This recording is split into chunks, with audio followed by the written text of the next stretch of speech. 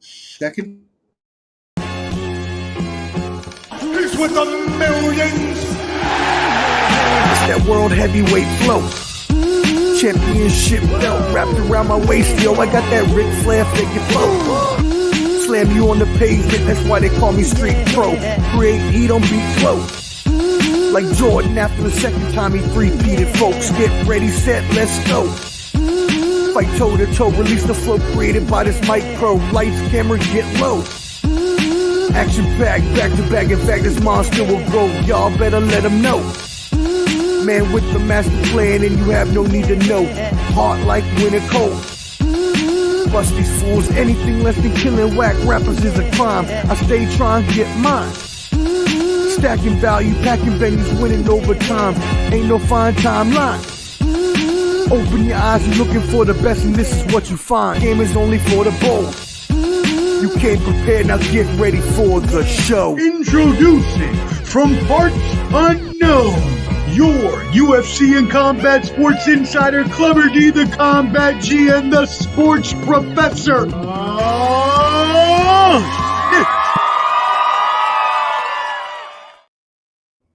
Yes, indeed. You know who it is. Your Ballin' Buds' favorite duo. Yes, we are here with the premiere episode of our new show, Banter, Brawls, and Bravado. A culture, entertainment, and sports-based show, so it will not just be sports-based. Yes, we will talk a little bit about sports today, seeing that we are going to have some special guests on this first episode. We're going to have our boys from I.O.W Sports Network coming on. We've got our pro wrestling insider, Wildcard Mar, will be joining us to talk The Rock, Roman Reigns, Cody Rhodes, and WrestleMania 40. And don't worry, we ain't going to talk just the sports. We're going to laugh it up. We're going to chop it up. We're going to get on everybody. We're going to talk a little bit about that Diddy scandal going on right now. Wow, you'll hear our thoughts on that. And if we have time, we'll get into that KDOT, Kendrick, J. Cole, and Drake beef. So with that being said, let me introduce my co-host. You know him. You love him. Clubber D, the Combat G. What's good, my brother? You're. What's going on, man? You know, I'm wondering what's going on with all this WrestleMania talk. Okay, they got me coming out of retirement. I started watching wrestling.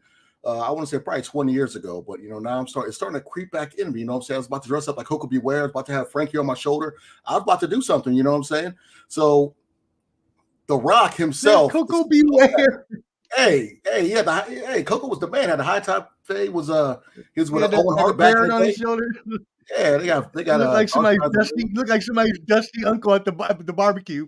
And he be the first one with a plate. Don't bring nothing. First one with a plate. I know some of y'all are like that. Y'all got to ask your kneecaps. I've seen that before.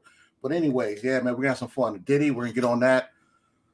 Hopefully, got time for J. Cole and Drake and Kendrick. I mean, this newer rap. We'll talk about that a little later. We'll see. But yeah, man, let's have some fun. Let's stop talking about boxing and baseball and sports and gross stuff. Let's talk about the stuff no one cares about. Yeah, the Coco Beware reference is still cracking me up because I'm thinking about the dusty uncle that's playing spades at the table and got the Hennessy in his like paper cup. That's Rufus. In front of Rufus. Oh man. So, anyways, yo, before we get started, a couple notes here. Check Clubber D, the Combat G, and yours truly, the Professor, out next week for our combat sports special, where we will be going over the huge UFC 300 card, as well as the Devin Haney and Ryan Garcia boxing match, and much, much more. So check us out next Saturday, April 13th at 2 p.m. Central, 3 p.m. Eastern is the plan now. That could always change, so be aware, but that is the plan now. I would best subscribe to @BallandBuds YouTube page, @BALLANDBUDS, just like you see on the bottom of your screen. And you can also catch the bottom line there as well. If all you want to hear is sports, that's great. I love talking sports all the way. As long as it's just not football for one episode, you catch us at the Bottom Line Sports. Shots fired on Sunday nights, every Sunday night at More than one 7 team. p.m. Sorry, at 8 p.m. Eastern, 8 p.m. Eastern, 9 p.m. Central. Word. All right. Awesome. Well, let's get this kicked off. We have Mar joining us in a little while here. But first, let's go ahead and introduce WrestleMania is happening this weekend in Philadelphia. It's supposed to be the biggest WrestleMania ever, right? Number 42 nights, Lincoln Financial Field, Philadelphia. It's going to have 13 total matches over those 2 nights. Wow, it's going to be a huge event. What do you feel about WrestleMania in Philadelphia, especially with that crowd? You know, they changed it a lot. I think probably the last 10 years or so. I remember Peach was mentioning this, that WrestleMania was always indoors or in a hot place, kind of like Super Bowl. Now they're doing it outside in these football stadiums. Yeah, Super Bowl's always in those. Well, they had the one in New York not too long ago or whatever. But yeah, WrestleMania was always an indoor thing, outdoors sometimes. But now they in Philly. You know what I'm saying? I don't know the last time they were here on the East Coast. I mean Northeast, I guess. But it should be a spectacle. You know, I was going to go up there and get a cheesesteak, but I got business to do this weekend, so I was going to hop in the ring too because The Rock had called me last week, but my phone, I didn't have enough minutes. But that's another story. The Rock, I mean, he's supposed to be your cousin, right? Ain't that your cousin? Yeah. Aren't you part of the bloodline? I heard. Well, on the Rocky Johnson side, not the Samoan side. I'm on the other side. You know, because that's on black the black side. On that side, but not the black side. The Rock is actually he's kind of. I've been told, he's kind of like my fraternal twin because he's born 2 days before me. He just got me by 10 years. So I can see the resemblance quite a bit, actually. A lot of y'all laughing out there, but ask your mother. They love me, so shut up. It's not that you're 2 shades darker than him, though. We won't talk nothing about that. That's the full black side. He ain't got that. It's all good. But yeah, now seriously. So you brought up the main. You brought up the main star, though, right? You brought up the main star of WrestleMania, right? He has not wrestled a match in 8 years, but Dwayne "The Rock" Johnson is back, surprising the world, coming back to wrestle again, not once. But once of the 2 nights. I apologize. First night of 2 nights. To be honest, Omar, the real underlying of this is that TKO, that whole company, and WWE, they're diverting everyone's attention from what really everybody should be talking about. And we'll allude to somebody in similar allegations, but just aren't on paper, Vince McMahon. You know what I'm saying? So they're doing the most. Get away from Vince McMahon, and you bring The Rock in, that's all eyes on him. So they're doing a great job. And also The Rock's a stakeholder. I think he's going to pay like $30 million or something like that to be within the suits, being behind the scenes with TKO. So he's essentially semi-part owner, I guess. And what's going to put eyes to the TV besides having him out there wrestle again? That a black eye is Vince McMahon. And another black eye recently was Ronda Rousey coming out talking about her treatment and this, that, and the third, and behind the scenes work for WWE. So they're not trying to take any L's right now. So if The Rock wasn't there, WrestleMania wouldn't be as big this year, or this is probably the biggest it's been in the last 10 years, maybe 5-10 years. I'm not sure, but everybody's talking about WrestleMania. The ratings are going through the roof, and the elephant in the room is Vince McMahon. Okay, so they're doing a great job of what they're diverting everybody's attention to the serious stuff that's going on, but kudos to them.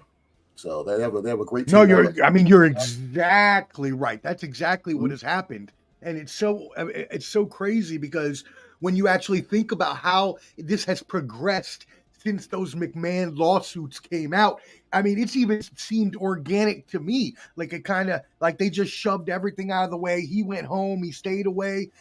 Everybody just stopped talking about him, sort of thing. It was still in the news, but the company themselves, as you mentioned, stopped talking about it, cut everything off the website, cut him off the website, cut Brock Lesnar off the website for a short bit. He's now back on. So what happened? Go ahead. Brock. Brock. Yeah. Well, and we can talk about that as well. Let me move my microphone real quick so it's not bumping into that. We could talk about that as well. But yeah, honestly, if it's been like McMahon has been so shoved out the way with all of this stuff, and The Rock brought in, that the energy was just brought back to WrestleMania, because like you said, they've had a few good ones over the past 10 years, but nothing as big as this. And I think they obviously had the foresight, because they talked about bringing in The Rock for a few years now to wrestle Roman Reigns. And so just to talk about that real quick, the backstory on that, y'all, everybody, is Roman Reigns is fighting Cody Rhodes on night 2 of WrestleMania. Cody Rhodes, son of a plumber. Yeah. The Mr. Grandson of a plumber. Sorry, grandson. My fault. Yeah, grandson. I'm thinking of Dusty. I'm thinking of all the Dusty interviews. Grandson of a plumber, Mr. Dusty Rhodes, one of the biggest legends of all time in professional wrestling. May he rest in peace. Dusty Rhodes, who has trained pretty much every current WWE, WWF legend and wrestler going on right now. He's fighting for his family's legacy versus Roman Reigns fighting for him and the bloodline legacy. And so Cody Rhodes is supposed to finish the story. And so that's what it's called. He's gone from being fired from WWE, or let go, I should say, back in 2000s. He went on in the independent. He bet on himself. Actually, I think he was a free agent, actually. So they parted ways, I should have said, excuse me. He bet on himself, went to the independents, went through ROH, went to New Japan, went to AEW, killed it everywhere he went, and finally was brought back to WWF to finish the story and finally win that world championship that has eluded him his whole career. So it was supposed to be him and Roman Reigns for a year now, since he lost last year to Roman Reigns when he was supposed to do it last year. So this was supposed to occur last year. And it didn't happen. Roman Reigns won last year, so it comes a year later, full circle. All the fans are waiting, salivating, pause, for Cody to finish the story. But, hey, Roman and the bloodline are not going to be put away that easy. And it's a family versus family sort of affair. And The Rock was brought back, and they were actually going to interject Rock into the story to fight Roman Reigns. But they got so much backlash from the WWE universe that they had to reverse track, and Triple H had to put Cody versus Roman back in the championship. And that's why Rock is now going around calling all of Cody's fans Cody Crybaby as he lights up the internet with all of his promos. Yeah, I mean, whoever that person wrote in all caps, I guess he's excited. Yeah, as you said, The Rock is the reason why. I didn't know. That's woo! It's real, damn it. But anyways, yeah. So the thing with The Rock, I saw some of the videos, and Pete sent me one. I guess they were after it went off air, and he was saying drop F-bombs left and right, and I'm like, damn, they said it's on TV. I guess it went off air. Yeah. No. I think this is on social media. But still, oh, this was after. It was after he was like, okay. fuck that, shit like that. You know what I'm saying? So he was saying all this stuff. And I'm like, oh, stop, they're cussing like that. But that's dope that they're doing that, because I kind of like that, because it's making more a real aspect to it instead of just, because you got to remember when it was a WWF, when I used to watch back in the day, it was a transition of Duke the Dumpster, Drozy, and Doink the Clown, these little characters like that. When you're a kid, oh my God, look at them. But then once the NWO kind of exposed this, the business, and it kind of like, okay, we all know you're not Skinner, you're not some guy, you're not the Repo Man. Like, come on, like, all that stuff. You're not Crush from Hawaii. You know what I'm saying? Like, they went away from all those type of wrestlers to more realistic guys instead of God, Demolition. Guys in BDSM. Guys doing that stuff like that. Guys been beat. That's what they were. Demolition was that. I mean, let's be real. I mean, come on now. These nuts. Hey, yo, what's going on over there? Got it. All right. Well, on that note, let's bring in our first special guest of the day. Y'all know him. Y'all love him. You've seen him on The Bottom Line Sports and Ball and Buds programming before.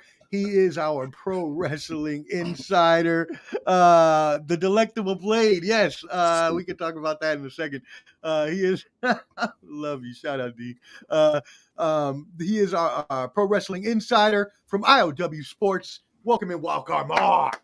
Yes, sir. What's Yes, up, sir. my brother? Yes, sir. What Hey, up, can man? y'all? Yo, you don't have. Yo, you don't have. I can barely hear you. What I do know is I that can hear you. you ain't got no lighting, and you look so dark. I can't see nothing but your teeth when you smile, baby. Yeah. No, it's because I'm not in my regular studio, so like I'm in Oh, where'd he go? There Oh, he what happened? Where'd you go? There he is. He's is. back. He's back. no. Can y'all hear me though? Oh yeah, you good. You good. Okay, I'm- yeah. Go ahead, brother. Talk. Yeah, because I'm not in my regular studio because I'm actually in Philly right Mm. now. Oh snap. So because Oh, I'm about to be at Stand and Deliver, and I'm about to be at both nights of Mania. So I'm in Oh Philly. man, look at that. So see, yeah. I already knew you were gonna be there, but I thought you were getting in on Friday. I didn't know you were getting in today. I didn't know you were gonna be on location for us. This is amazing. Let's Yeah, go. man, I'm on Man, location. somebody throwing shots already. Good lord. you know, I got haters everywhere, so it's okay. I can't see So the where names. you at? Where you at? You at the closet? You in the closet in the hotel? What you doing? No, I got an Airbnb, so it's like it feels totally different because I got my roadcaster, I got my laptop and my camera, but like obviously I don't have my soundproof room, I don't have all my lighting, so like I'm in like I feel Right. like I'm uncomfortable. I feel naked, but it's all good. Yeah. Yeah, man. I mean, it's hard to see you, so you could be naked, and I don't think you offend nobody. I can see him. He's fine. He look like Hey, ain't doing I know. karaoke. Hey, it's called easy theft. I can, I'm in and out. Grab your money and I'm out. You wouldn't even know I took it. You just be like, yo, man, my money gone. So works for me. You know, I got bust your balls. Pause. Anyway, so he came out the closet long ago. Wow, reckless. Jesus Pause Christ. on that. Yeah, Come on now, don't talk about Mar like that. It is, but Are you so? Go ahead. I said I don't even know who that is, but it's okay. I got haters everywhere. Oh, that's my brother. So have you already been enjoying the festivities today, or did you just get in? No, I literally just got in. That's what took me so minute to get set up. Okay. I did a 17-hour drive, bro. Wow, 17 hours. 17 hell no. hours. Yeah, because I live in Woo. Kansas. I Well, literally drove straight 17 hours here, and yeah, dedicated, bro. I gotta, that's dedicated. I I'd have flown. I don't do that long. Yeah, I drove one time to Nashville for 10 hours. I said never again. No, I can't do Oh, that. yeah, I ain't doing that shit again. Or Louisiana. what I spent on gas is probably like way cheaper than the airline ticket. So that's why. Yeah, that's true though. And because I'm in Philly and I can't bring the blicky with me on the plane, so Yeah, that's true. Ah, yes, That's true. that's why I drove. yes. That is a that. Hold on. We got to get our boy on this one. Where is he? There he is. Woo! Rick and Jay. Mar on the way. Woo! On the way up. I remember I met Jay Lee. That's a short fella. I never knew he's a short fella. Oh my God. Woo! Clubber. my They ain't gonna God. catch me lacking in Philly. Nah, sir. Oh no, heck no. You look at Bernard Hopkins. Look how rough he looks. Yeah, you know you what I'm gotta saying? He's from Philly, so you know what to do out there. So I wouldn't even mess around. Hey, No, you ain't sir. gonna catch me lacking in Philly. No, sir. No, sir. Ain't Yeah, happening be now. careful. Definitely don't go to what's that called? Northington or what's it, Northampton or whatever that West Philly bad area and is all up there. that. Yeah, it's, Well, I'm in South Philly and they gentrifying the shit out of it. So I just saw a white person walk in the neighborhood. So Okay. sounds similar to Southeast DC. yeah, so I'm fine. I was about to say as the U.S. government is wont to do in many places, including our hometown of D.C. and here in Nashville, they've been gentrifying East Nashville, so it doesn't really surprise me at all. They do that everywhere. Try to move the black people out of their homes and other minorities out of their homes to build new homes for richer white people. It's very sad. Yeah. But it's something that happens in this country. Anyways, let's get off of that and get back onto the exactly what they doing. Oh, I go was ahead. talking to one of the neighbors, Miss D. She was like, I've been living here 40 years. They trying to get me up out of here. I was like, damn. Yeah, they trying to get me offer a up check. out of here. But No, no, man, it's The Rock's fault why I drove 17 hours because I haven't seen The Rock live. And he's been selling the shit out of this whole Cody Crybaby story. And he's been killing it on every Monday Night Raw, SmackDown. Like he's giving us old school Hollywood Rock, heel, badass. Now he's the boss. So he's like Final boss. That's and so dope. I love that name, man. so y'all can feel me on this. He's literally taking the Mr. McMahon character and turning it more black and Samoan-ish with the final boss kind of theme. So that's they had to do something. Yes. They had to do something. Oh, is cool because and that's what you were just saying, Clubber. Mm-hmm. They had to do something. They had to because and I don't know if y'all agree with me on this. I think they had to do something the moment CM Punk got injured, and that kind of killed some of their storyline and what they really wanted to do with Mania. Yeah. And but then you still had to save the Cody part because Cody pretty much gave up his spot and he was gonna go after Seth. And they're in the business of making money, so of course. They know like Cody. Yo, asking, wait, I'm sorry, bro. You know what I mean? Like it's weird how it happened because you never see them really listen to the fans or listen to podcasters or the dirt sheets or whatever like that. You know, Vince didn't. Vince never listened. Vince didn't care what the fans thought. And because his motto worked, look like a billionaire. So because Vince knew that we were watching anyway. Yeah, exactly. Stockholm syndrome.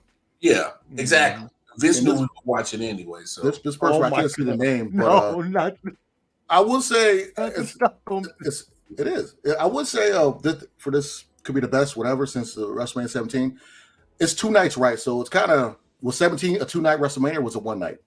No, that was a 1 night. They didn't start doing 2 nights. Hard to grade on. That's great on the curve. You know what I mean? Like it's kind of. I agree with what you're saying. It's been like the last 5 years, I think. It might be the best 2-night WrestleMania. Orlando or something like that. Or Orlando, New York was one of when they started. Get more money out of folks. Oh, well, yeah. I mean, but also instead of, just throwing in, little 2-minute filler matches, they just, all right, we'll at least give y'all 10, but we'll just separate it into 2 days. Because, they got everybody on the card in these 2 days. No, yeah, they do. But I mean, and I know they got a lot of talent, but so they got to fit them in. But yeah, man, that's crazy that they got the 13 matches over 2 nights. Yeah, I mean, I get it. Try to find a way to maximize your roster. I mean, they doing better than AEW. So I mean, no. Look, I'm not gonna throw no shade on AEW. Ain't that the truth? No, because I mean, call a spade a spade. Call a spade, Mar. AEW gets around 750K fans weekly. They are doing nothing towards WWE. They started off hot, but they're not like WCW. They're gonna stay alive. Khan's a nice guy, like Tony CM Punk's dead, and he's a nice guy, and he doesn't know how to crack the whip, and he doesn't know how to get these guys in line to make money instead of doing backflips and triple backflips out on the first match. Like Darby Allin, I saw a match where he got, he jumped off, went through glass, did all this stuff, and then gonna lose on like a DDT. Like, come on, man. And you 110 pounds. That shit was crazy. Him, like Orange Cassidy. These guys. That shit was wild. They're handing out a coffee at Starbucks. And they're beating bigger dudes like Lance Archer. It does not make sense. Okay. So that's why they're not gonna really do well. Well, I mean, here's my thing. And so AEW has been good. I'll say this. They've been good at like giving you certain matchups that you like, oh, I thought I'd never see that matchup. Yeah. And it turns out to be a good classic match. The only problem is they suck at their entertainment part of the sports and entertainment value because Tony Khan is literally a mark. This dude has literally he's a fan. He's a wrestling fan with a whole bunch of money with deep pockets. Yep. With a whole bunch of money. Yep. And he's trying to book the show, and he is putting indie wrestlers at EVPs, and the problem is that they don't know how to sports and entertain because they've been on the indie scene for so long. That's true. And say it louder for the people in the back, Mark. You want to know the real reason why Punk didn't stay there long is because, yeah, he may have came from the East, but he understands how to make money in sports and entertainment, and they're not in the business of making money. They just want to do spots and do dream matches and death matches and hey, let's just have fun with this and that. But 5 stars with no storyline. 5 stars, no storyline. Tony doesn't know how to develop a roster, and the people he's putting in charge, they don't know how to develop a roster because, okay, so you get Sasha Banks, you bring over Okada, you bring over Shibata, you bring over all these Ospreay. Now they got Ospreay. I mean, come on. Yeah. Now for your deep wrestling fans who love New Japan, they know exactly who they are, but for the most part, it don't matter because your ratings aren't showing that it matters. Your ratings aren't. Well, Mark, this is what I always say whenever we do our boxing show, when I talk about like Devin Haney and other good boxers, Corey Stevenson, how can they get to that next level of stardom so the common folk can like you? And AEW needs the Molly going to Wegmans or whatever grocery store y'all got buying croissants on a Tuesday to talk about this. You know what I'm saying? Like they did about Mike Tyson and other fighters. You need the common folks to talk about this. Right. I'm on wrestling. I watch every once and again, but if I turn on the show and I see some random Will Ospreay, okay, he's kind of a name that I kind of know, but if he just shows up fighting Will Hobbs, I'm like, how'd this happen? Why are they fighting? What's going to happen? What's happening next week? What's happening next week? You know, so like, it's kind of one of those things. A casual fan that doesn't watch every week. Why is Darby Allin beating up someone bigger than him? Like, why is that just doesn't make sense sometimes with their stuff. So, there's a lot of shit that just doesn't make sense. But anyways, to WrestleMania. And they're never gonna have anything this size anyways of WrestleMania. No matter what happens, they'll stay alive, like we said, because Tony Khan has billions of dollars and can keep them alive. But there's no way that they will have anything of this size. So CM Punk just killed it on that MMA pod. Excuse me, just like I killed Omar Weekly on my pod. Okay, thank you. To be honest, AEW will last as long as Big Daddy Khan. I like Shad Khan. As in Shad Khan. Yeah. How much he wants to put more money into it. Well, you know he got that unlimited money. He got that gasoline money is what I'm gonna say. How much you want to keep funnel Baby Boy's dream? How much you want to keep? CM Punk was basically Richard Pryor, and it was the movie The Toy, and Tony Khan's a little white kid. That's basically what. That's basically what it is. You know what I'm saying? Jackie Gleason's a Shad Khan. You know what I'm saying? Anyone to see that movie? You didn't have TNT or didn't have ethnic parents. I feel sorry for you, but watch The Toy. It's hilarious. But he's got that Arab oil money. So he got that long money. You know? Long money. But anyways, let's get back into the actual main event portion of this, the actual story of all them. What do you think about this, man? I mean, if you look at the card, man, it's WWE's been cooking. They're booking. I obviously you can tell there's a difference with Vince no longer being in charge and Paul is taking over, but he's been cooking with the booking. I mean, it's not just the Roman and Cody story.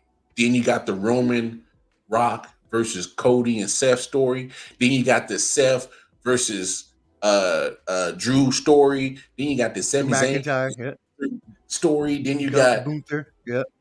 Then you got Becky versus Rhea story. They got storylines throughout both days. Like it's crazy. And you already forgot my favorite storyline, which let's go ahead and answer this question now and see whose favorite storyline is what. What's the most interesting match you're in, as they ask right there, Mar, other than the Rock match? Other than both of the Rock match or the Roman Reigns Cody. What's your most interesting match? I'm actually going to NXT Stand and Deliver. Whoop Oh, going completely off the Marco that card. Francis. shit. Whoop that. Okay. Hey, Trick Williams and Mello. Hey, I'm saying it right That's gonna go now. hard. That's going hard. I'm saying Whoa. it right now. Trick Williams Oh might wow, get reckless. the loudest pop throughout the whole weekend from the Wow, whoop that trick. pause again. A pause. Yeah, but I'm Yo. saying. What about Yo, he's the one. He's the one the bigger one, right? He's the. I think I've seen that one, but doesn't yeah. when Usos had Pause the big again. screen too? Now the Usos. Oh god, that was awful. Jesus. Yeah, that was So whoa, reckless. whoa, Terrible. whoa. So I snorted. Yeah, geez. Sorry. I'm tripping over here. No, you're right though. This rivalry has been building up for almost 2 years. They used to be best friends, Trick Williams and Carmelo Anthony. Carmelo Hayes. Carmelo, what's his Carmelo I Hayes? do it all the time too. Carmelo Hayes. Carmelo Hayes was the champion. Eventually lost the belt. They broke up. Now Trick Williams is the champion, and Carmelo's coming for that belt. Is the summing up of that story? Is that right, Mark? Yeah, it's the greatest story ever told in all of wrestling, and it's the oldest story ever told. Yeah. Certain foes, but it still works. Mega powers, it's happens nonstop. Still works. But yeah, And so who you got? I don't know. There's no way Trick can't win. Because the crowd is going to be so behind him. He got roots in Philly. Okay. Okay. I didn't know you. Okay. Yeah. Trick Williams actually. Shawn Michaels and Triple H, they're not Vince McMahon. They ain't going to bury you in your own hometown. Hey, Sean's been cooking on the booking. He's been cooking on the booking. Now I agree with that comment that Trick Williams is questionable on the mic.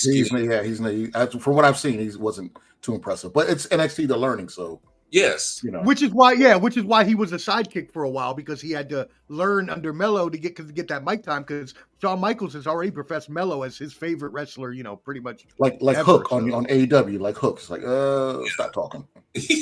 pretty much where it's just like the crowd just gets behind them. They just gonna go crazy. And if not that match, I'm going brother versus brother Usos. Jimmy versus Jay. You took mine. I said it because I knew that's what you was gonna say. Hey, I can't wait for that one. That's gonna be that one's also been building for a year. Jay's pop is gonna go crazy. So when he hit the bounce, Jay, it's gonna go crazy. That's when Pat McAfee jumps on the thing with it and gets the crowd. Okay, yeah. I saw he had the whole arena going. Every time I seen that, I was like, okay, all right. Hey, Jay gonna have the whole joint bounce. That should be rocking. Should be rocking. Which one? Okay, so for me, for that one, depending on I think it's going to shape out who's going to win the main event, Cody versus Roman, because I doubt they're going to have a clean sweep for the bloodline. You know what I'm saying? Somebody got to take an L. Makes sense. I know they signed Haku's son, and they signed Jacob Fatu supposedly. Here's my prediction. They have supposedly, yes. So night one, I think Cody and Seth are going to win that tag match. Mm-hmm. Night two. So okay. Night two, I think Roman still wins. Okay. So then that answers this question here. Then that this person asked of you: does Rock turn on Roman? If they want to set that match up down the road, because I think that was what they really wanted, was Rock versus Roman. I don't know, because here's why I think they don't turn it, because I actually think that the match that's probably gonna happen in the bloodline is Jay versus Roman again for the title. And as much as I want to see Rock versus Roman, because we've been asking for it for years, it would literally have to take them losing that tag match and them losing it in some real fucked up kind of way for them to actually make it make sense. My opinion. I think, okay, so can hold up. Sorry. Go ahead, Clubby. No, go ahead. You're good. No, I was just gonna say. So can you not see the opposite of okay? Well, Roman and Rock win the first night at the tag match, so then Cody and Seth are defeated, and then so both Cody and Seth go on to win their championship matches the next night. That would be the opposite, which would also be plausible. Correct. And then Clever D, my bad. I didn't mean to step on you. Yeah, I get what you're saying. And to that point, I can, if that were to happen, I think regardless, Seth loses that championship to Drew. I think that's regardless. Oh wow. Okay. Wow. Okay. Because he's been so focused on the storyline with the tag match that you can't sleep on Drew. He's been killing it as a heel. That's true. His promo game been killing it. Yeah, been killing it. And then after that, if the reason why I'm not seeing the Bloodline winning that tag match is because I just, for some reason, I got a gut feeling that, and I see the comments saying MJF. I got a feeling somebody is going to cost Cody that championship. I think he's still with them. I think he's still fine. Whether it's going to be Seth, where it's going to be somebody, whether it's MJF if they signed him, which, by the way, sidebar, if AEW lets go of MJF, I might as well shut the doors, bro. Because I thought he resigned. I thought he resigned kind of quietly. I do believe. I think you're right, Clever D. I think he signed to the end of this year. I think he re-signed for 1 year to the end of the year. And you're right, Mar. They would be stupid as hell. He has no damn mind to let him go. On some real shit, his contract expired at the beginning of the year. Okay, so it was last year. Okay, maybe it's last year. Okay. And here's why I think it might be a possibility of MJF, because y'all remember about the same time a couple of years ago when Cody came back to WWE. Remember, they took all this stuff off the website, and then a few months later he pops up in WrestleMania, and so they just did the same thing with MJF, just took all this stuff off the website. So it's like, you're almost doing the same pattern like you did with Cody. So, and look, that's the difference of wrestling now from when we all grew up, because it wasn't no internet shit. We couldn't cheat. It was like trying to find a tit on TV. Okay, you had to good lines. Now you're just doing your phone. Like, oh, look at that. So it's totally which I stay away from anyways, because I don't want to know any spoilers. So I stay away from that news anyways, like on pay-per-view days and stuff like that or anything like that. I try to stay away from that. But I try to stay away from all the the Twitter and the dirt sheet and reports and all that shit, just for the fact that because I mean, let's be honest, I mean, internet's killed kayfabe. It's been dead since social. It's real to me, damn it. Yeah, but I mean, it's still real to me. But at the same time, Tony Khan could be pulling our, could be playing with us and be like, I'm just doing that to make y'all think that I lost MJF, and then who knows. So, but that's the joy of some of the mystery that comes behind some of these antics that they do. It gets leaked, but WrestleMania is going to be huge. So your prediction officially is a Roman Rock win the first night, a Roman win the second night over Cody because someone causes him the match. So just to follow up there, Hot Take Jake says it was asking if Cody finished the story. So there is your answer. Hot Take Jake, is that right, Mar? That's your official prediction there? Hey, Cody does not finish the story. I'm not one of them Cody crybabies. I don't give a damn if you don't finish your story. Woo! Well, I mean, Cody cool. Yeah, Jake's a little Cody crybaby. I just don't think He's wearing a t-shirt right now. He's wearing his wife's t-shirt and hat, wearing his Undertaker hat. He doesn't even go to sleep because he's the American Nightmare. He just stays up all night. He's like, oh, I don't want to get the American Nightmare. That short cracks me up when I watch it every time. When he was like, every time. Wife's t-shirt. What is your official prediction then, Clever D? I'm a Rock fan like no other. Hey, yo, Jesus Christ. Nobody wearing your wife's clothing. Whoa, anyways, reckless. I would say I think he does finish the story because The Rock, he's going to be filming a movie. He's been going for the second half of this year. So he's going to be out of the picture. So he might do something and then sprinkle in maybe for WrestleMania or something like that. But not WrestleMania, with SummerSlam. But I think they can play off the whole, this is Philly, you know, they idolize Rocky, a fictional character, but you know, he's the average man who beat can't think Carl Weathers' name in that movie, rest in peace. But yeah, Apollo Creed, you know what I'm saying? I think they can go off that. Yeah, Apollo Creed. I think they can go off that, but I kind of think they're gonna finish it because I don't think no one's gonna go through a whole year of I want to finish the fight. That has a shelf life. Okay. He cannot keep on going on with that same we gotta finish the fight. No one's gonna care if he does it at SummerSlam. So I kind of think this is the end of the road for him. You know, it's like when Rob Van Dam used to fight Jerry Lynn all the time, and Jerry Lynn always get his ass beat. And then he finally beat him at like some random like Hardcore Heaven or November to Remember ECW pay-per-view or something like that. Hardcore Heaven.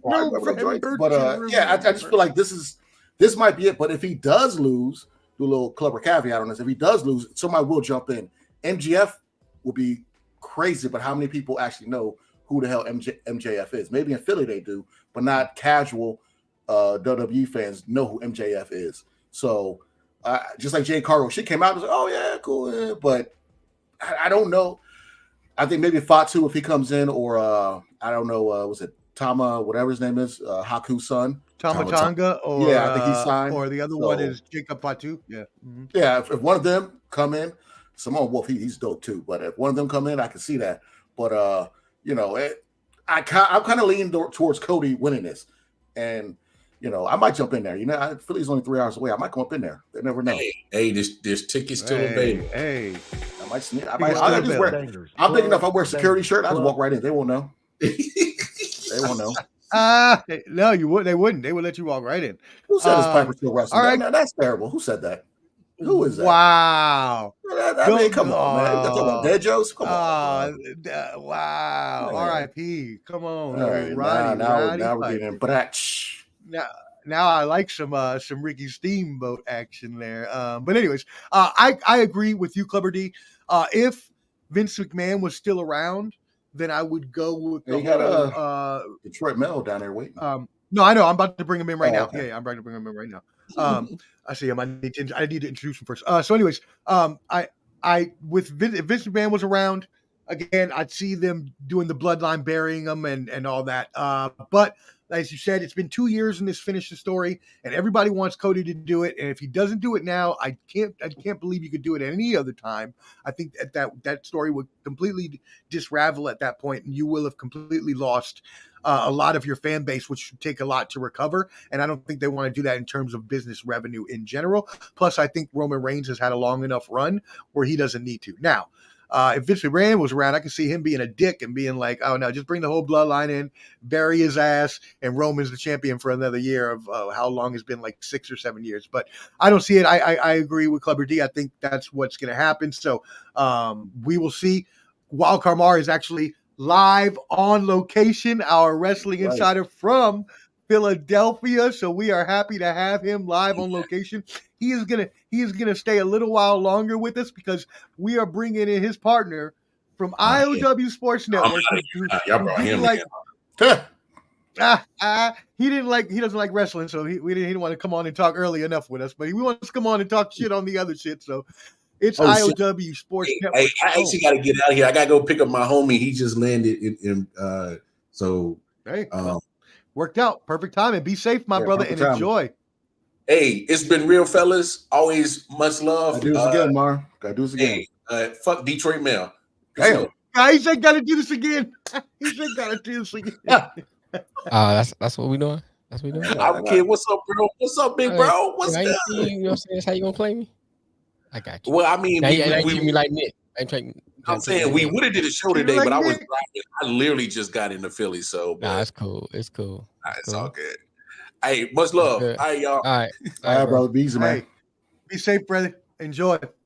All right. Welcome in from I.O.W. Sports Detroit Mel. What's up, my brother? Introduce yourself. Drop them socials for the team. What up, though? I don't know if Lamar already dropped the socials or not, but you can find us. No, he didn't, so that's why I'm asking you. Oh, okay. I forgot. Yeah, you find us on I.O.W. Sports Network. Under there, you have me, Lamar, Nick. We all have our own shows. Nick has Proud Jets Fan. Lamar has Wild Card Chief, and I have No Name Podcast, which dedicated Detroit Lions. Also, we have the I.O.W sports, where we cover all sports, even underwater basket weaving. Lamar is our wrestling What I'm talking correspondent. about. Ah, So, he does wrestling. It's not that I don't like wrestling. I just haven't had It's the not for time to get everybody. back into it. It's not for I have, everybody. yeah, I Yeah. mean, I used to watch it back in the day. Don't get me wrong. I just haven't had a chance to get back into it. And I let Lamar do that. I got so much stuff going. I let him handle that part. and I Feel do you, I want to feel put a you. little birdie in the air. A little birdie Uh, has told me recently that what's there that? will be a new show coming out soon Okay, I thought you were gonna say I called got somebody pregnant. Storyline Sports. No. Well, I hope not. I mean, Oh, I I don't know said, how oh many, shit. I don't know how many little ones you got running around, but no.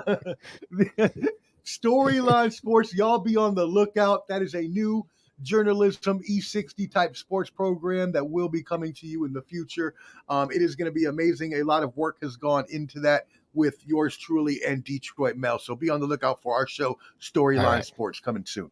That's what's up. All right. So let's get into this. Obviously, y'all two know each other. No introductions needed. We're gonna get into the Diddy stuff. Actually, you know what? Do you want? Yeah, let's do that first. Let's get I into was Diddy, 'cause gonna I got do about the 15. Kendrick. Yeah, let's do the Whatever Diddy you stuff want to first. do. Let's do Diddy. Let's So do Diddy. I got about 15. yeah, let's do Diddy because that's the more out there Yeah. in the realm news. So basically, what has come down? I'm gonna read y'all a quick, brief look at the history of the controversy. So back Oh boy. in November, allegations as Cassandra Cassie Ventura filed a federal lawsuit against Sean Diddy Combs in a New York federal court. Her lawsuit, which you do not want to read, well, maybe you do, but you would be a sick person. It is pretty gross. It is similar Right. to the McMahon lawsuits, just things you don't want to read about or know anybody that you know to be involved in. That being said, she did file that lawsuit, and recently, Sean Diddy Combs' house or mansions, in Los Angeles and Miami were both raided by the FBI. And this is an allegations of potential sex trafficking probe. Former FBI agent Nicole Parker said that Diddy said about Diddy, you cannot pay off folks in civil lawsuits, or you can pay folks off in a civil lawsuit, but that doesn't work in a criminal investigation, especially the federal level when it comes to sex trafficking allegations. So she's putting it out there that is exactly why this raid happens. Obviously, Diddy Combs is a famous hip hop artist from the 80s and 90s. He was with Biggie. We all listen to all of his music. I mean, I love Biggie. It goes way back through all of the different allegations and stuff he's been through till now. And then it comes out that his producer, Ronald Jones, comes out and says that he knows about all of this different stuff and all of these different allegations. Rodney Jones, is suing for $30 million for sexual assault. Money. He also, so this is the funny part of this line, though. It's not fun. None of this is funny, I want to say, but this is the part of this line. The producer worked with Combs on the Love album and says that he was subjected to sexual misconduct for the duration of the production process. He's suing for $30 million. He also claims that Combs owes him $50,000 for his work on the album. Wow. Wait, so you're worried about the 50? You're suing for $30 million, dog. I don't think you'd be worried about the 50,000. It's like this one, man. In his lawsuit, if he would have paid the woman, did was it a non-agreement, whatever it is, and he had to pay $3 million, and he paid 1.5, and then paid the other 1.5. I'm like, this motherfucker just did with Netflix. Motherfucker got billions. Got the damn money. $3 million. Oh man, what? Please, come on, Victor, man. One more million? Never. I'll never. Oprah did that to me. Okay. I'd own Oxygen. Wherever that fucking network she got, I'd own that shit. God damn it, shit. What? No, yeah. Come on. But yeah, I'm gonna say my stuff on Puff real quick or whatever. No Diddy, what people saying. I'll say this. One thing I don't like is I'm not a fan of all these people that are like, yeah, Diddy, who are all his friends talking up for him right now. You know what I'm saying? I'm not a fan of just the constant onslaught of, F this dude, whatever. If he's that good, besides Stevie J and Floyd Mayweather, who else in those pictures, those billionaires or millionaires, are coming up to saying, you know what, he's a good dude, he didn't do this. So that's already kind of like, I don't want to say he did it, but it's kind of close. And he's been known to do he's very business oriented. Sauce Money, he wrote the song when Biggie died. and he's missing out on millions of dollars, but it wasn't in the contract, stuff like that. So he's talked about that before. Puffy, I say, screwed over a lot of people, but he's very business oriented. Look at the Locks; took him forever to get off the Bad Boy deal. You know what I mean? So that's where I see this stuff. Yeah, he holds it, and he's a business. That's why he's so rich. So for him to get done like this, I'm thinking like, dude, this is a guy who always covers his tracks. I don't see they must have something. Okay. And R. Kelly recently did an interview saying, until they put cuffs on him, it's all speculation. I was like, okay. That's if true. you put cuffs on you, all they got allegations. You're completely right. Yeah. You know. That's true. Now, the allegations though from Cassie and Rodney Jones have come after other allegations have come out too about other sexual misconduct. There's things about Usher came out recently and the way he was treated when he was a child around Diddy, allegedly, and then now you got what's her name from the Aubrey from the Danity Cats or whatever it was, the band. Danity Kane. Yeah, was claiming that she quit, that she had to quit because he was trying to ask her to do all these things. And so all these, as the old adage says, and is usually true, not always 100%, but the old adage usually holds: where there's smoke, there's some damn fire. Yeah. I mean, he had custody of Usher too, so yeah, he had custody with Usher. I mean, the alleged thing that happened with Black Rob and I can't think of my man's name back in the day. Or Loon. Loon. Yeah. Loon, yeah, with Loon. I mean, you heard allegations of Puffy way back in the day. And if you juxtapose Puffy's case with R. Kelly's case, you see some similarities because you see how people are saying allegations of R. Kelly back in the Leah time, and nobody said anything. AJ number. Nobody said nothing. And you start seeing coming down the line with R. Kelly. Then we got to the point. We got to the point where they start indicting him, and now he's locked up. Now you seen this with Puffy. Allegations was coming down. I mean, way back in the day. You know, now you seeing they raiding his house. Yep.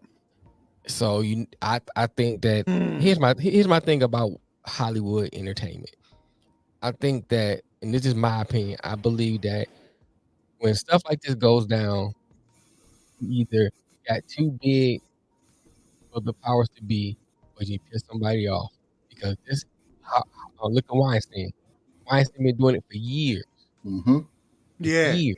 Yep. And Epstein. And Epstein. Yeah. Piss somebody off. All of a sudden, it's a big deal. Now, let me give you this caveat. You know, I'm not saying that this is not a serious thing. I'm not saying that we should take the stuff lightly. My point is that, you know, it's a big deal now that he didn't piss you off. But it wasn't a big deal back then when, you know, when he was doing stuff 30 years ago. You know what I'm saying? So that's my thing about this with Hollywood, man, you know. And somebody made a comment, I'm trying to see if I can remember it, about, y'all all upset about Puffy, and that's wrong with these black people. Y'all jumping on Puffy, but what about a man for Nickelodeon? Both of them wrong. Yeah, both wrong. Right. Both of them wrong. Right. You know what I'm saying? Right. Both of them wrong. Puffy gets the Negro wake up call. A lot of folks get that when you're too big. I mean, you in Hollywood or in the limelight. Ask Candace Owens. You talk too crazy, they will cut fire. The Negro wake up call is real. You got it real quick. For real. I feel you on that.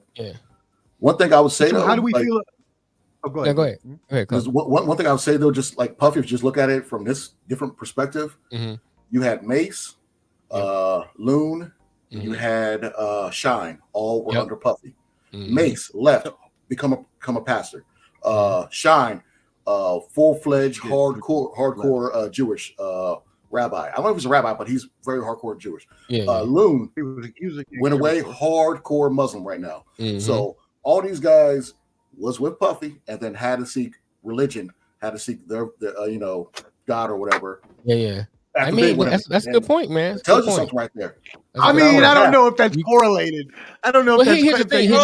Here's what I say. You want to go the opposite way. To Clubber's point. I mean, they were all. I mean, that's true though. That is a good point. If you look at people who actually run to religion, right?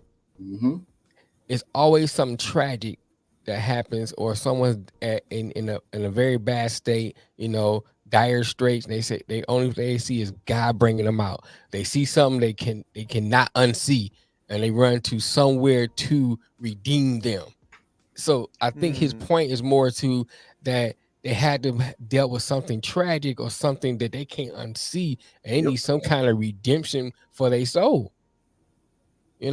Okay, so I guess and I guess if we're talking, obviously these are allegations. Everyone, right? We don't still know allegations. the facts, allegations, but people have alleged, even men, that Diddy has sexually assaulted them. Yeah. Even men. So if these allegations are out there, maybe you're right. Maybe as a man, you get your manhood taken. You know what I'm saying? You ain't as much as a man no more. Maybe then that may go make you seek God. But we're also talking about 3 people who were all gangsters beforehand too. Hardcore gangsters. I was out in the street shooting and selling drugs and doing all this too. So couldn't have been the whole thing, or Mace, do we think Mace that? kind of talked about it on his podcast. Go ahead. Yeah, go ahead. No, I'm saying Mace kind of basically he did a freestyle talking about Puffy, and he sounded like he had some stuff held up for quite some time about Puffy. And like he said, when he went to his house, went to go brush his teeth, he saw something a woman uses to pleasure herself in the sink. Okay. And exactly. I heard that. I heard that. You know what I'm saying? So there's a lot of stuff to this, and I saw what about Puffy's wife. Oh yeah.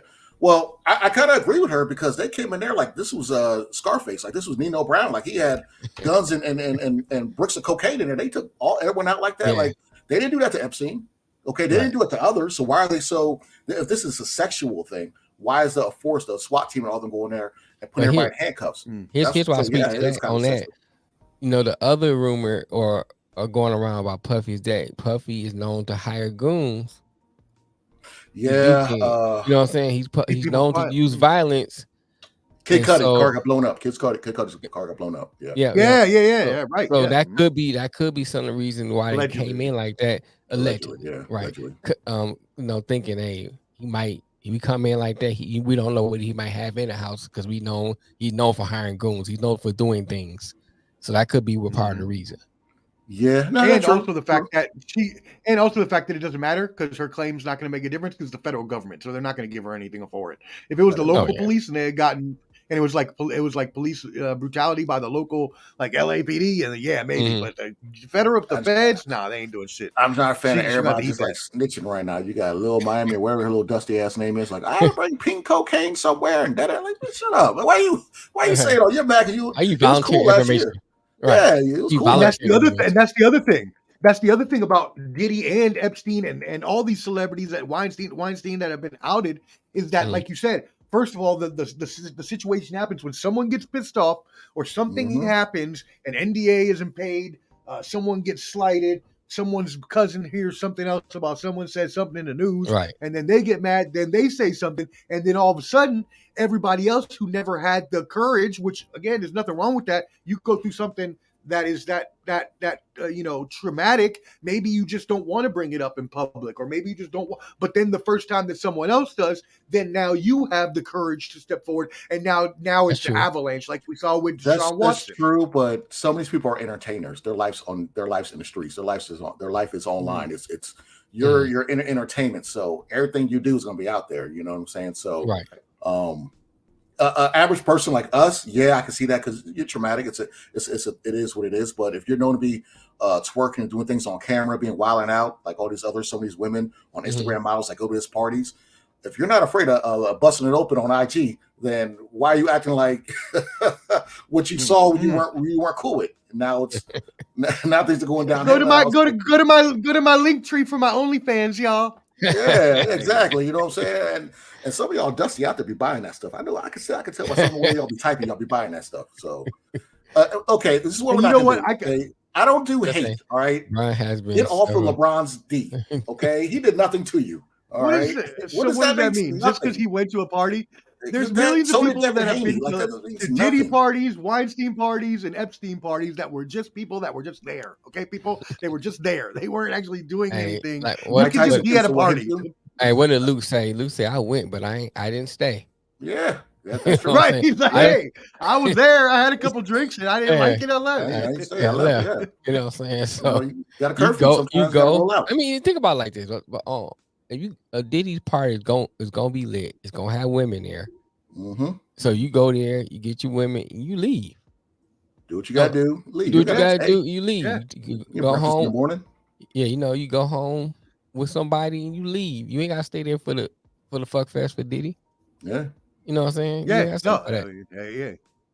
No, you're exactly right. I mean, it's just as easy as any other party that you've ever been to, right? You I don't think have to that's stay because you just if don't you like don't want LeBron. to. It's Right. okay. If you don't like LeBron, it's fine. You don't have to throw that in there. If you don't So like him, it's what? cool. What does Like, that it's- mean? That's Stop it. If being you a don't like him, hater, just you don't bro. like him. It's fine. It's fine. You still Get out like of here LeBron. with It's that, man. We okay. ain't even It's talking about alright. LeBron right now. Get out of here with that. But yeah, I got to roll here like probably 3 minutes, 3-4 minutes. So Okay. Yeah, whenever you go, we'll just keep it last going. one you want to. I can yap about something else like real quick just to give my thoughts on it. I'll do the rap thing real quick. Yeah. So Yeah. the last thing we were going to talk about was the. Oh yeah. You get off your chest what you want to talk about, and then I'll go with him and this other stuff. Go ahead. Yeah. I'll do that one real quick. So I know you mentioned it, but yeah, go ahead. Who we talk about beefing? Who's beefing? Who are we talking about? All right, so the new hottest rap beep. I'm not gonna call it hip hop because only hip hop ones. Well, okay, I give J. Cole hip hop too. Well, Drake is not hip hop. I do not consider him hip hop. He is pop to me. Everybody that knows me. Everybody knows I absolutely hate Drake music. I don't care. I don't care about it at all. I think it's horrible, and I will never listen to it. That being said, there's a beef going on. Kendrick Lamar has sent out a diss track on. A album. Let me give you a lowdown here. Rapper Future and music producer Metro Booming dropped their anticipated album "We Don't Touch You" on Friday with Travis Scott, The Weeknd, Rick Ross, and Kendrick Lamar. Lamar was featured on Like That sent social media into a frenzy after dissing rappers Drake and J. Cole with lyrical references to the pair's joint release title "First Person Shooter" last year. So I'm going to go ahead and play that, but he releases some disses on them from that track last year. The track last year says it's where Drake raps that, J. Cole raps that Drake and Kendrick Lamar are the top three, basically, in rap. Mhm. And so this is what Kendrick Lamar comes back with, and I'm going to actually play it for us. So let me share my screen real quick. Go. It's a quick minute verse. Get that for you. There it is.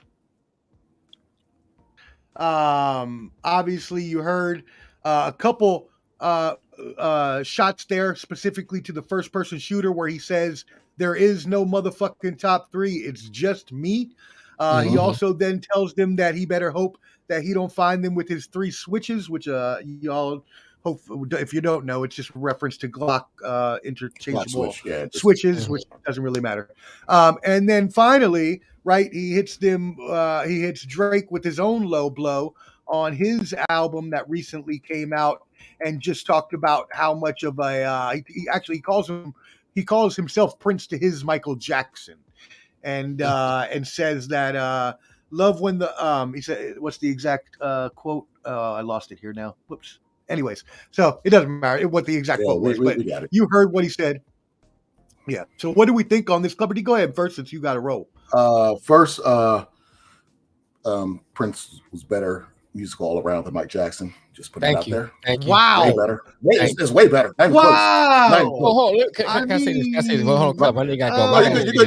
I got to say this. Hold on. Here's the thing, because I always hear this debate. Prince is overall more talented than Mike. Okay. Mike is a great entertainer. Good entertainer. He's good. Great entertainer. Okay. But when it comes to like musical talent, Prince plays several instruments. He writes his own play songs. the guitar, right? Yeah, you know what I'm saying. So he's written so many number one records. He has more. To me, he is more diverse. I don't know if you ever heard this song on his old. It's an old album. It's called Bambi. Yep. If you ever heard that song, it sounds like almost like a Lenny Kravitz type. You know, he got that type of vibe to it. That he could switch to some kind of love song. That he could switch to. I mean, Prince has so many different styles. Prince I'm is the man. but go ahead. I didn't mean to cut. No. Prince is like, I'll argue all day. Prince over Mike. I'm sorry. Not sorry. But I'll say this. People that follow hip hop will know what, like 10 years ago, 8 years ago, Kendrick dropped Control, talking about the East Coast, talking about everybody. I was about to bring that up. Yep. Lit on Drake back then, you know, on the BT Cypher. So this isn't new. Drake never responded because, I mean, Drake can't respond to Pusha T. We know what would happen. So I respect Drake. Drake is a good, when Drake wants to rap, he can rap. If Drake makes music, I think he makes music for women and jealous ex-boyfriends. There you go. You know, so but that's fine though. You could do that. Like I don't like everybody has a niche. Do that. That's everybody fine. has a niche, man. It's just not for me. Yeah, right. He makes some stuff I kind of rock with, but it's like I'm not a Drake fan. But and J. Cole, like J. Cole's good, but to me, J. Cole's good with a bunch of average rappers besides Kendrick and everyone else who's in the mainstream of rap. J. Cole's like, oh my God, he's so lyrical. Have you ever heard of Common? Okay, so calm down because he's the best. You just don't listen to that. You listen to Juro rap and which is good. But J. Cole is good, but he's not that's done before. Okay, it's just you only know that because you're a mainstream person. Like, you know, I listen to like only new people I like is kind of like Griselda, Mayhem Loren. Oh my God, you know, Conway. Oh yeah, it's kind of Griselda. Right outside his mouth. You know what I'm saying? Man, so Conway be flowing, bro. So I'll say all three of them. Kendrick. Yeah. I wish Kendrick would have named names, but you know, I don't think he probably will not. He'll probably not. He may wait a year to say something, you know, because he has no dirt on Kendrick. What do you have on Kendrick? He doesn't put his life out there. He talks about cheating on his wife when he did that. So what do you have on him? Drake, you paint your nails, okay? So just it's got too much stuff on Drake. He puts everything out there. Kendrick, he doesn't. Yeah. And I think you're right. I think that's one reason that Drake doesn't diss people, and when he does, very subliminally within his records, because I know that a lot of people have so much other stuff on him that he doesn't really want to, you know, get that war started. And I also agree with you on that other point that was very salient that you made and very impactful. I don't really listen to new music either, except, you know, Griselda and Kendrick. Those are literally probably the only, and in the past 10 years, and probably like Lupe Fiasco. That's it. In like the past 10 years, I don't listen to other new music in hip hop because I just don't like it. It's all good one. Okay, and there's a couple others. You're right, Action Bronson. He was good too. But for the most part, I really don't listen to a lot of new rap or hip hop, and I haven't since, you know, the early 2000s. So when I do listen to someone, they're very, very good. And so what you said about J. Cole being really, really good to all these people, but then when you compare him to Kendrick, I completely agree with that. Kendrick is on the superstar level, where J. Cole is more just an A level, and then Drake is not hip hop; he's more just pop. Drake can do hip hop; he just chooses not to. Drake is Kendrick made the perfect analogy. Drake is Michael Jackson, great entertainer, perfect. You know what I'm saying? Well, he's Prince. No, now that we bring that back full circle, it makes complete sense. So he made the perfect analogy when he said in the song. But here, I have a kind of different take on it. Here's why I think. I'll go back to Control. Remember when his verse on Control, he basically said same thing like Mike Jordan say. When I'm on the court, I don't know you. You know what I'm saying? This is battle. This is war. Right. Yeah. So he was saying Control. It's not a beef. There's a competition thing. So when I'm going on these records, and he even said in Control, he said, "I got love for you niggas. I'm trying to murder you niggas." You know what I'm saying? So basically, he's saying, you know, this is when I'm out here, I don't play with this. This is what I do. So I think if you bring that to this thing right on the new one, probably the same thing. It's like, look, we see each other, we dap it up, but when it comes to this right here, I'm gonna murder you. You know what I'm saying? I'm gonna murder you. So I think like my man RJ Payne out of Philly, he's another rapper kind of like that. And the thing is, before I go, go ahead. You got to look at this. Like rap kind of started with beatboxing. You know what I'm saying? Breakdance and battle rapping. So the people that actually know hip hop, battling's not new. So he shouldn't have talked about him that way. Get out. This is get out of here. What are you talking about? Rap is the essence. Who's better than who? So I think Kendrick's putting on a lie. Yeah, I'm gonna have all y'all for breakfast. So what do you do about it? You know, so can't I touch them? Right, I agree. Yeah, but hey, fellas, I'm out of here. I gotta go to a sleep study and get my CPAP renewed. So, Y'all be All right, good. bro. I'm gonna listen to y'all on the phone for as I head up there. Go get that. Go Okay, get bro. that CPAP renewed and get some rest so you can get on all them mamas when you come visit Nashville next weekend. Oh Because yeah. as we mentioned, Clubber D, the Combat G, and yours truly, the Sports Professor, next week, Saturday, April 13th, 2 p.m. live on location from Nashville. I'll be We'll down be there. going over UFC 300. He will be here in the flesh, and we will reckless, and we will. Hey. Wow. Some of y'all's mothers be like, hey, he was down there. Maybe for the mothers where in you're the born club. from, Maybe I've been for up the in there. mothers How in about that? But hey, y'all be easy, okay? All right, man. Hey, that's me, Hey, we Mel. appreciate you, You brother. too, man. Oh, brother. Yeah. And so for Detroit Mel and myself, we're gonna stay on for a little bit longer. We got the Instagram. Sorry, y'all just got kicked out. It's the hour limit thing for Instagram that they do on the live stream. They really need to change that. That's stupid. But anyways, we're gonna give you our final thoughts here. But as I mentioned, actually, Detroit Mel and I need to hop off here because we actually need to record for our upcoming journalistic series called Storyline Sports, in the vein of E60, E360, and all those good journalism sports shows.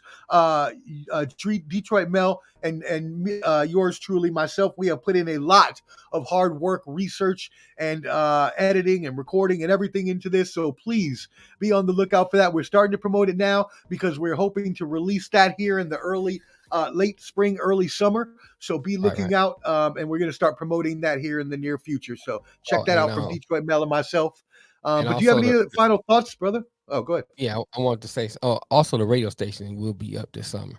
I already started putting in so we have the radio station up too. But final thoughts on the Kendrick.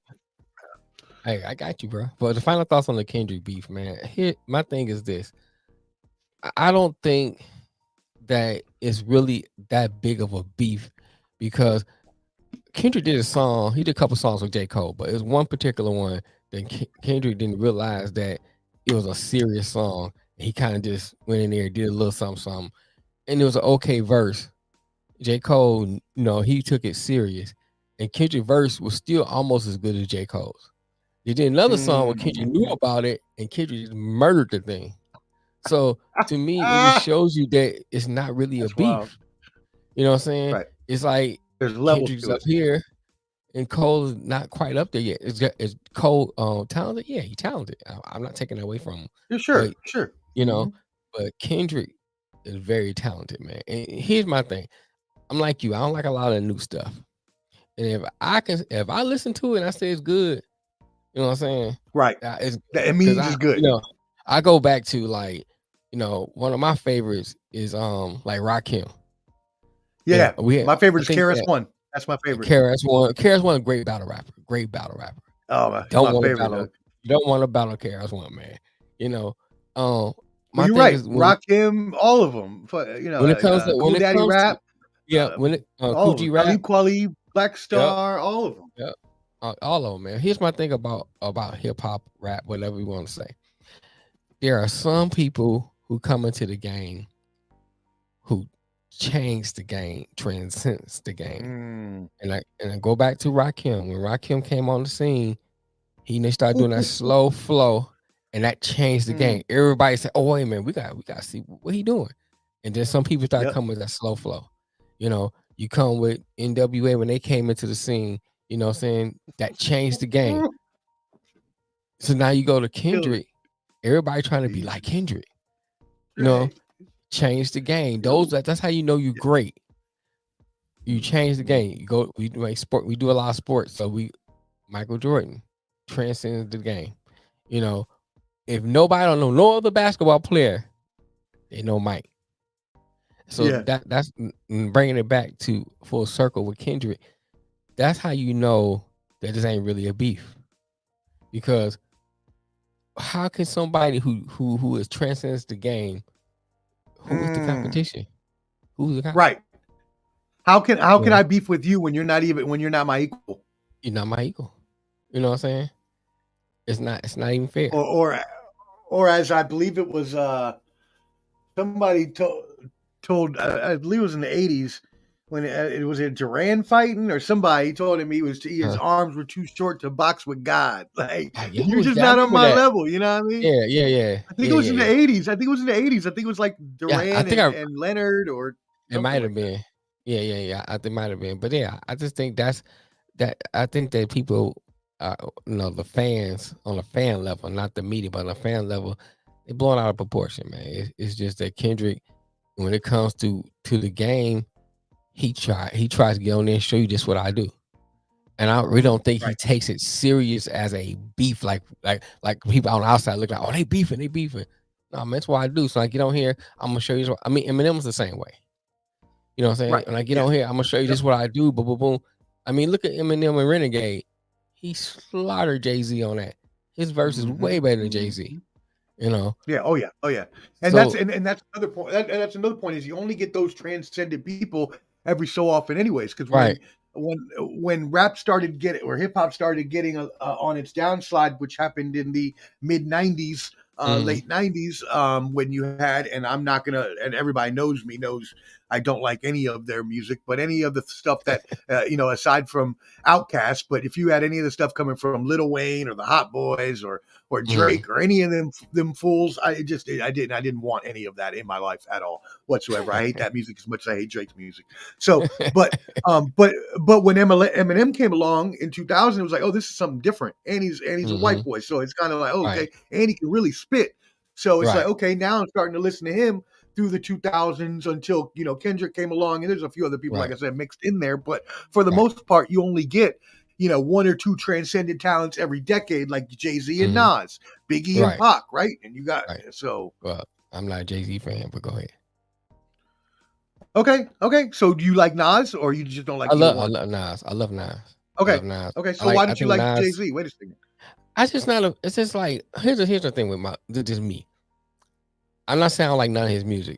I hear it's a few songs I do like, so it's not like I don't like none of his music. I just don't see the big appeal to me. I listen to what it's not a big. I just like, okay, I'm not saying it's ordinary. It's above ordinary, but it's not extraordinary to me. Right. He says. Now I would put it like we put it out earlier. I think DMX don't. I think DMX can spit is good, just as good as Jay-Z. He don't get as much credit. Oh sure, yeah, I'll give you that. Now I think Jay-Z's rhyme schemes and lyrics were a little more versatile than DMX, but I do get your point. DMX was awesome. I like both Jay-Z and Nas. I really like. I would go back to the point we made earlier when we talked about Michael Jackson and Prince. I love both of them. Regardless of what the allegations are against Michael Jackson, he is my favorite entertainer of all time by far. Like I can put on Michael Jackson's music all day and listen to that shit all damn day. And I can do the same with Prince, right?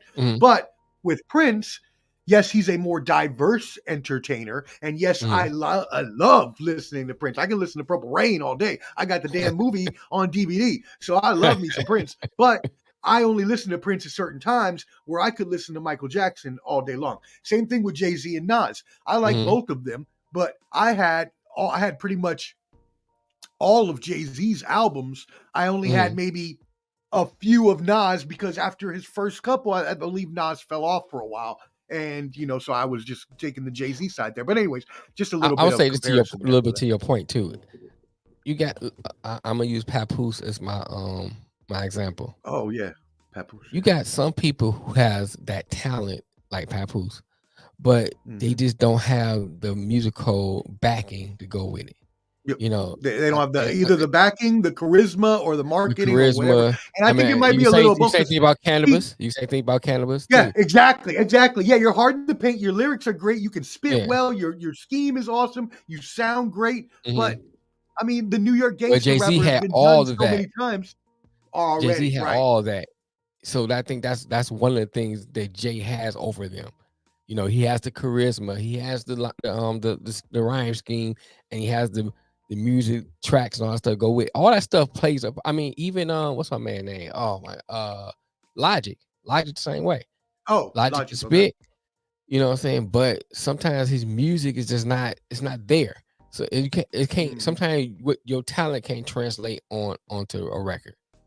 So I think And I that's agree that. that happens with a I lot mean, of. Jadakiss. I think Oh, my bad. Jadakiss I is didn't up mean. there. No, I'm Yeah. sorry. This my last point. I think Jadakiss is up No, there. no, no. I just wanted to Yeah, agree go with ahead. you and say that I believe that a lot of hip hop artists that are really good lyricists, really good at lyricists, really good at Hmm. spitting and everything like that, they sometimes can get caught in that realm of that. And if you don't turn yourself into an entertainer with any type of Right. personality, like a Hmm. wrestling personality, like what Eminem Yep. did when he Yep. came out, Hmm. or even Kendrick, right? Kendrick kind of switched the style up from what everybody else was doing. Yeah. If you don't do Right. that, you're just going to be another normal lyricist. And Right.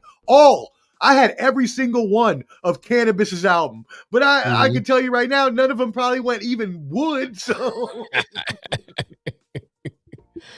I mean, like hip hop, especially old school hip hop, man. I can talk about that all day long because I lived and breathed it. You know, yes, sir. and so my thing is, and I was always into music, Scarface, and good storyteller. Nobody really gives a lot of props to. Who's like a Yep. Prince type because he Ooh, plays instruments. yes. He Brad has a Johnson. musical Brad Johnson. talent. Brad Jordan. He has a musical Yeah. talent. You know what I'm Speaking of saying?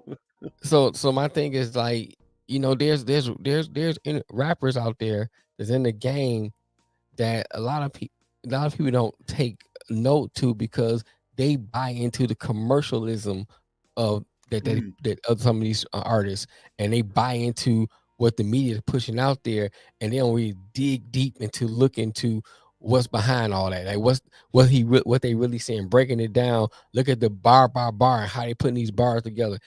Here's another example. Tupac was a poet on records. Was he the great lyricist that everybody say? No, but Tupac had the whole persona. He had the, so when you see him, you got all of that. You can feel Right. it in the music, and I think that's a part of his Yeah. appeal. It wasn't really about. I mean, I can name a few people that's probably a better lyricist than him. Oh, yeah, but he was an amazing storyteller, and Or I think that's he's what you're trying to say. he's told stories, and I mean his persona came through. You felt him, and Yeah. really you have to really think about his rhyme schemes was different because he came from Juilliard, so a lot of his stuff was like poetic more. And you look how poems are put together. Right. They're not a lot of metaphors all the time. And so a lot of us look for like, oh, that's a good metaphor. And what metaphor, like when Kendrick said, I'm sending your dog to the pet cemetery, we looking for stuff like that. But That poetry was the is not line I always was like trying to that. figure out earlier. I like that. That was nice. What Yeah. I'm saying, but poetry is not always like that. Poetry tells a story in a way that kind of brings you into what that person is saying. It draws a picture for you. And it doesn't always have to rhyme. You can Right, rhyme. yeah. You can rhyme different parts of different lines. You can rhyme, Right. different That's takes paragraphs. skill. You don't have to. Yeah. Yeah, it takes skill. But go ahead. Well, he wrote that. No, I'm just agreeing with all your points. He wrote that book, poem book, When a Rose Grew from Concrete. Yeah. I actually had that book. It was a great book, a book of poems written by Tupac. It was great, amazing. Right. So I agree with you. I think Tupac was one of my favorite of all time, just because, like you said, personality comes I through, love Pac. storyteller, just a wonderful, wonderful artist. I mean, I took him over Biggie, even though I love Biggie too. But I Biggie love was Biggie. I took him over Biggie. I like that's your Biggie. example right there. Biggie was a better lyricist, but Yes. Tupac was the better storyteller. He gave you he was a better stage presence, better story. Here's the thing about Biggie. Biggie was a great lyricist. I'm trying to see how to say this without a lot of his songs. When you really break it down in it from a panoramic view, what I'm saying. What I mean by that is that sure, yeah, okay. You know what I'm saying? So I'm not saying that they have any diverseness to it, but it still would kind of it's like being on in a park, in the middle of the park, and then one song might have been on the edge of the park, but you still was in the park. You know what I'm saying? Right. It's kind of like that. So I think that I don't get me wrong, I like Biggie music, and I think he had a lot of good backing with Puffy producing a lot of the music behind it. I loved it. Well, that's why I think that a lot of his songs were the same, because it was produced by Diddy. And when you get into those high levels of music, it doesn't have to be hip hop, it can be anything. All of Right. those record labels are the same. Even when you look at country here in Nashville, all of the popular songs all have the same musical melody, all have the same layout of the track, all have the same hooks and catchy bars, and that way Right. that the producers don't have to do work. All they got to do is just mix and match for each of the artists, produce your vocals real quick, edit, and that's it. Right. I agree, man. Nucleus Jam Nucleus on It was song the Jam first song I on ever It. heard. Oh, Jam on was a That's jam. old. That's going way back though. Damn. That's going way back. Wow. Well, I mean, was that considered rap though? No, I think that was even before kind of like, I think that was kind of I mean, like it was maybe before rap, I'm saying, but they ain't really consider. Oh, well, it did have a rap verse in it though. It did. Right. I'm You trying know what I to mean? think Then of, you can go back. I'm trying- You can go back to Captain Jam Rock. That on had rap in it. I mean, rap music. I mean, rap music started from the streets. You know what I'm saying? Yeah, of course. Like people sitting around. I remember back in the day, we used to always sit on the porch and crack jokes on each other. You know what I'm saying? You know, back on my cousin 10 years just older than going me. on each other. Yeah, so they used to call it playing the dozens, you know, back on my cousin's era.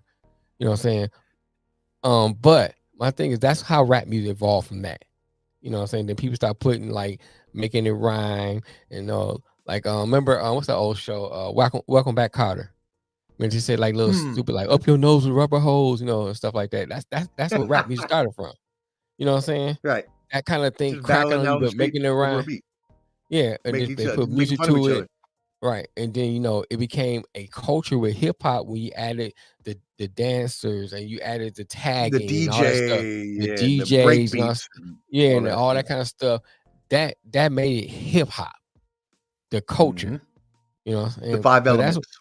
right. You know what I'm saying? So that's where rap started from. And so when you start seeing all these battle rappers going on, like you were saying, that's going back to the essence of where it started from. And I think that it's because of the day and time we live in, we looking for drama all the time. You know what I'm saying? But we go and battle it out. Even we have to go back to what my point about we sitting on the porch talking about each other. At the end of the day, we shake hands going about our business. You know what I'm saying? It was just something it's all love. It's all love. You know, and the same thing with this battle rapper. That's how battle rapping was. It was just we said what we're gonna say, it's all love. But now since we got all the social media, everybody, oh man, you see what Kendrick said about man. Kendrick probably ain't thinking about that. This is what when I come out here, I'm saying like I say, boom, and moving on. So I don't I don't see a problem with it. Yeah, no, and I agree with you. And you know me, I am a hip hop artist. I've been doing hip hop since I was 14 years old in the streets, and that's where I got my name, the Street Professor. Was when I used to be in middle school and high school, and I would be the one everybody be like, go ahead and kick that freestyle, and I'd be around all my boys and I'd be freestyling and just make them, and that's how I learned, and that's how I got better, and I just kept doing it every day. And I go to the mall, and they make me like battle these random kids in the mall, and I'd be like, I'd be making fun of everybody, blah, blah, you know. But it was all fun. It was all love, and no one ever got hurt or anything like that. I mean, there were fights and shit, but you know, nowadays it's like, oh, I'm gonna come to your house and I'm gonna kill you and this and that, and blah blah. You make sure with social media and all that. But anyway, so yeah, no, that's true. And by the way, everybody who doesn't know, the 5 elements of hip hop are lyricism, DJing, b-boying, graffiti, and knowing the culture. So just in case you didn't. Right.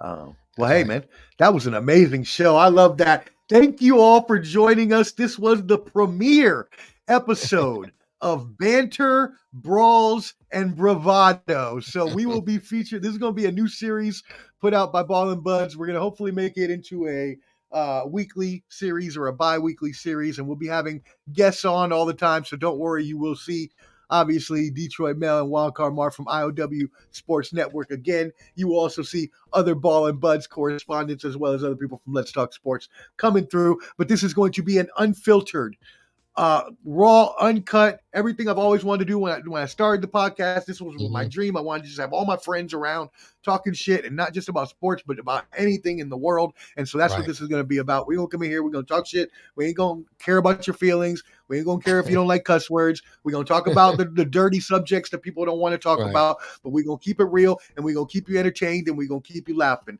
So for my very, very special guest and my co-host on Storyline Sports, which we're about to go work on now, so you'll keep your eyes out for it, Detroit Mel from I.O.W Sports. Go ahead and let them all know all of those socials again, my brother.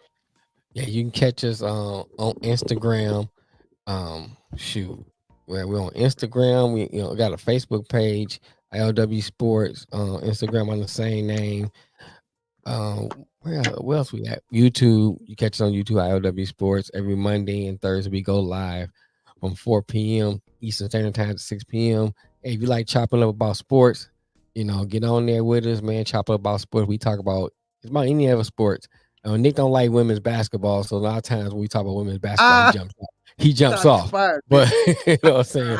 I think only sport we don't talk. He don't like hockey. It's kind of funny. He always making fun of us saying like, the two black guys watch hockey, and I'm a white guy. I don't like hockey, so we talk about hockey.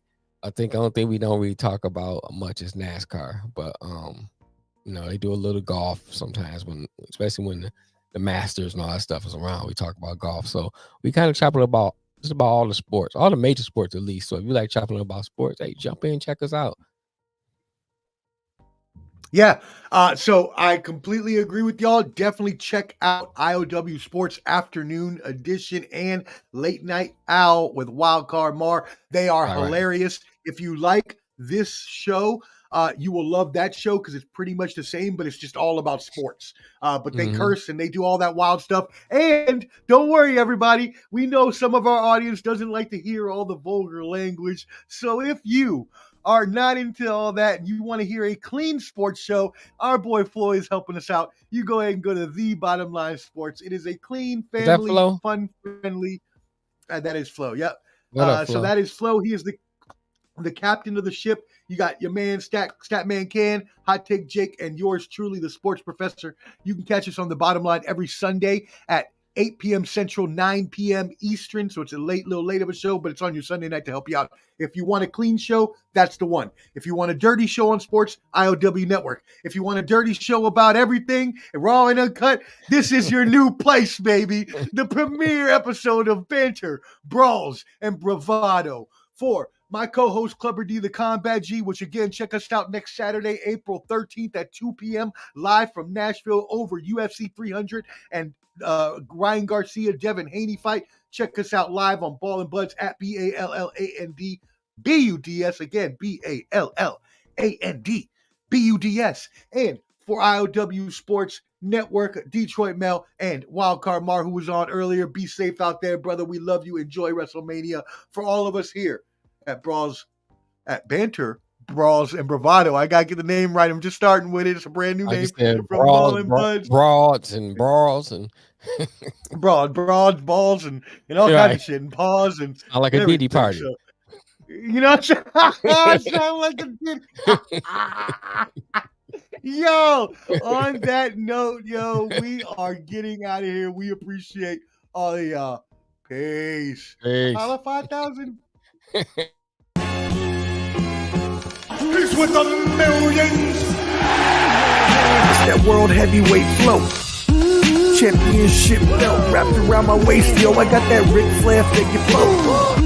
Slam you on the pavement, that's why they call me Street Pro. Create heat on beat close. Like Jordan after the second time he three-peated, folks. Get ready, set, let's go. Fight toe to toe, release the flow created by this mic pro. Lights, camera, get low. Action packed, back to back. In fact, this monster will grow. Y'all better let them know.